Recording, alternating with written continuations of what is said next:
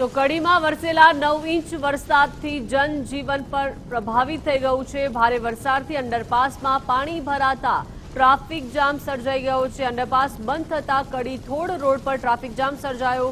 લગભગ 1 કિલોમીટર સુધી ટ્રાફિક જામના દ્રશ્યો જોવા મળ્યા છે। અંડરપાસમાં પાણી ભરાતા વાહન ચાલકોને ભારે હાલાકીનો સામનો કરવાનો વારો આવ્યો। નગરપાલિકાની પ્રી મોન્સૂનની કામગીરી સામે અનેક સવાલો થયા છે। જોઈ શકાય છે ટ્રાફિક જામના દ્રશ્યો। લગભગ 1 કિલોમીટર સુધી લોકો ફસાયા। કડીમાં પડેલા ભારે વરસાદને પગલે અંડરપાસ બંધ થયો છે અને અંડરપાસ બંધ થવાને કારણે લોકોને હાલાકી પહોંચી રહી છે। આપ જોઈ શકો છો કે અંડરપાસ બંધ થવાને કારણે લોકોને ફરીને જવું પડે છે અને જેને કારણે 1 કિલોમીટર સુધી લાંબો ટ્રાફિક જામ જોવા મળી રહ્યો છે।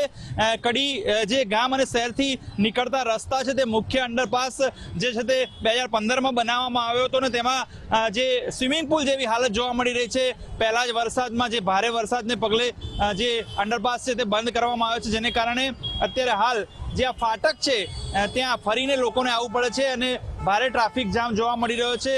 આ સ્થિતિ આજકાલની નહીં પરંતુ સામાન્ય વરસાદમાં પણ આ અંડરપાસ ભરાઈ જાય છે તેવી લોકોની જે છે તે ખાસ ફરિયાદો છે। શું કહેશો? ખાસ અંડરપાસ સામાન્ય વરસાદમાં ભરાઈ જાય છે? આ વાત સાચી છે, ખૂબ જ ભરાઈ જાય છે, ટ્રાફિક રહે છે ને અત્યારે હાલ ગાડી ગઈ એટલે વધારે ટ્રાફિક થયો ઘણા ટાઈમથી છે।